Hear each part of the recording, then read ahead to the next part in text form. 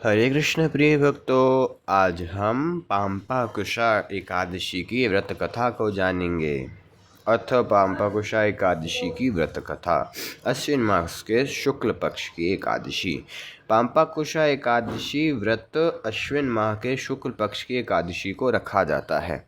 इस दिन भगवान श्री हरि विष्णु की पूजा करके ब्राह्मण भोजन कराना चाहिए। इसमें भगवान पद्मनाभ की पूजा का विशेष महत्व माना जाता है। व्रती प्रातः काल उठकर नित्य कर्मों स्नान आदि से निवृत्त होकर भगवान विष्णु की मूर्ति को स्नान करा के विधिवत पूर्ण श्रद्धा भक्ति शुक्ल यजुर्वेदीय विष्णुदायी पुस्तक का भाव से पूजन करें और भोग लगाएं।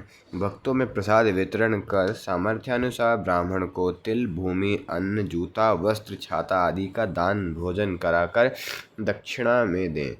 भगवान के निकट भजन कीर्तन कर रात्रि जागरण करें। उपवास के दौरान अन्न का सेवन न करें।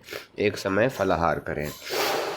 युधिष्ठिर बोले, भगवान, अश्विन शुक्ल पक्ष की एकादशी का क्या नाम है? सो कृपा करके कहो। श्री कृष्ण बोले, हे राजेंद्र, इस एकादशी का महात्म्य मैं तुमसे कहता हूँ, उसे सुनो। यह पापों को दूर करने वाली श्रेष्ठ एकादशी पांपाकुशा नाम से प्रसिद्ध है। इसमें मनुष्य को पद्मनाभ की पूजा करना चाहिए। इंद्रियों को वश में करके बहुत समय तक तपस्या करने से जो फल मिलता है, वह फल गरुड़ध्वज भगवान को नमस्कार करने से मिलता है। अज्ञान से बहुत पाप करने पर भी मनुष्य पापनाशक भगवान को नमस्कार करके घोर नरक को नहीं जाते। पृथ्वी पर जितने तीर्थ और पवित्र स्थान हैं, उनका फल भगवान के नाम के कीर्तन से मिल जाता है।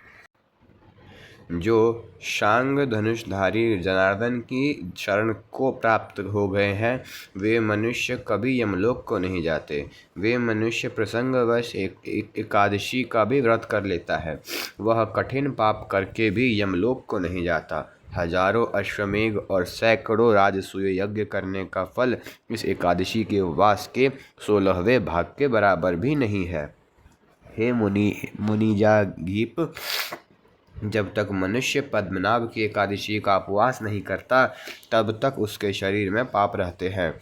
हे राजन, किसी बहाने से भी जिसने एकादशी कर ली, तो वह यमराज को नहीं देखता। यह एकादशी स्वर्ग, मोक्ष, आरोग्य, सुंदर स्त्री और धन देने वाली है। एकादशी के समान पवित्र गंगा, गया, काशी, पुष्कर और कुरुक्षेत्र आदि तीर्थ भी नहीं है।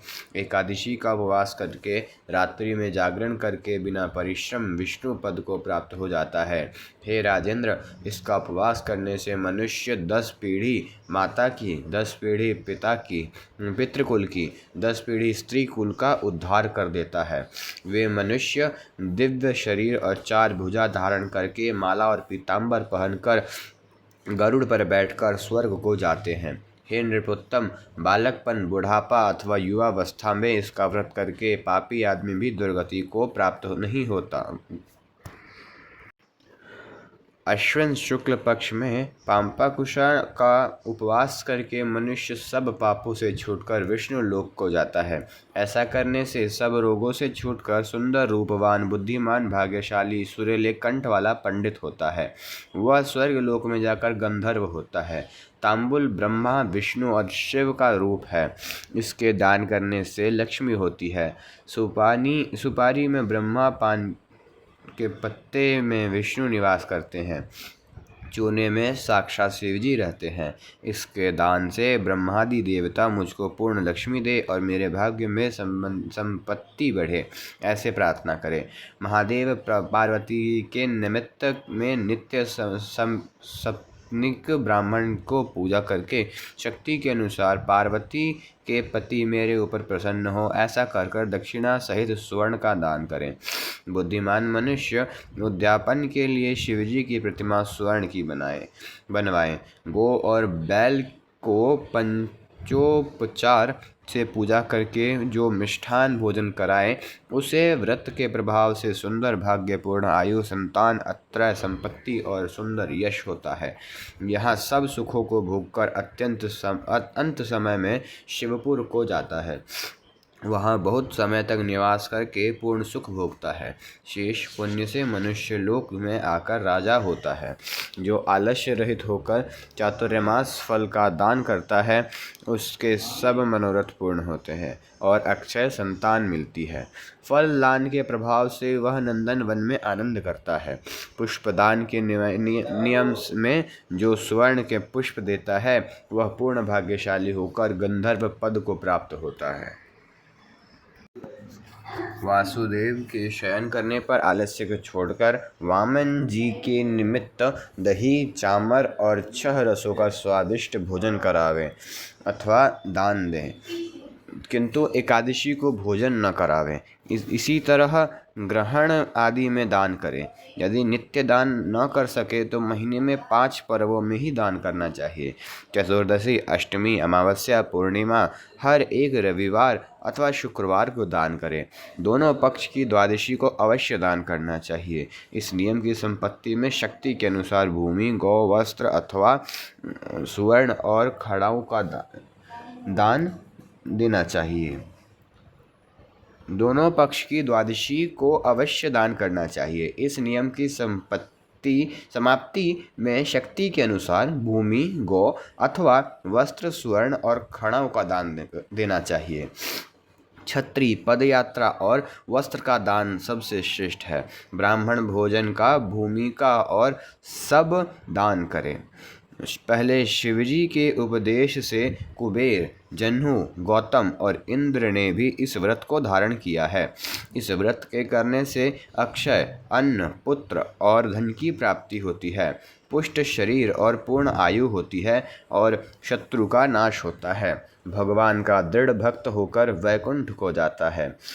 आरोग्य, अखंड सुख, रूप और धन मिलता है। उसकी स्त्री बंधना नहीं होती। यह व्रत अनंत फल देने वाला है। व्रत की समाप्ति में 2 गौ दान करके और ब्राह्मण को भोजन करा के सब पापों से शुद्ध होकर सनातन ब्रह्म को प्राप्त होता है। जो मनुष्य एक दिन का अंतर देकर उपवास करता है, उसको ब्रह्म, सुवर्ण शैया, 8 दीपक और गौदान करना चाहिए। भगवान मेरे ऊपर प्रसन्न हो, ऐसा कहकर 2 बैल भी देने चाहिए।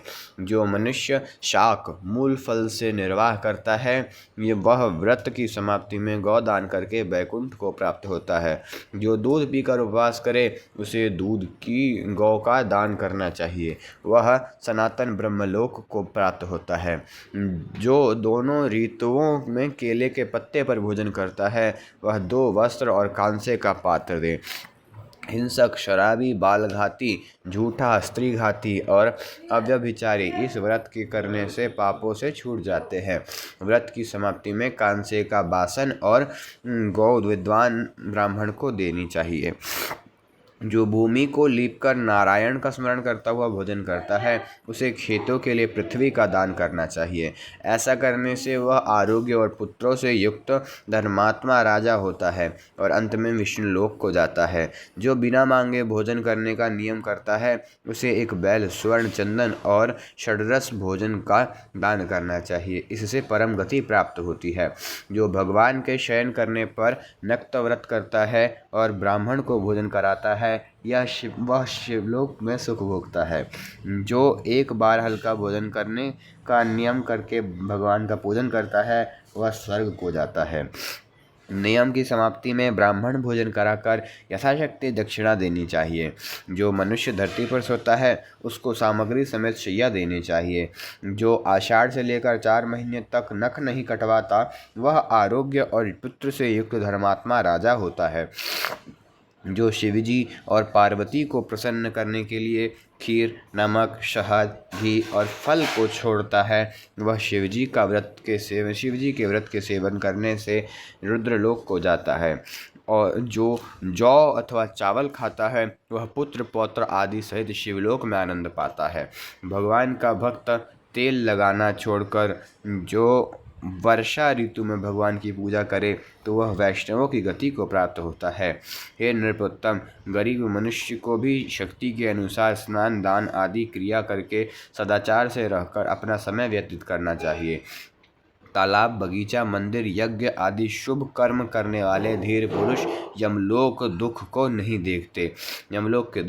देखते। ऐसे पुण्य करने वाले मनुष्य संसार में दीर्घायु, धनाढ्य, कुलीन और निरोगी दिखाई देते हैं।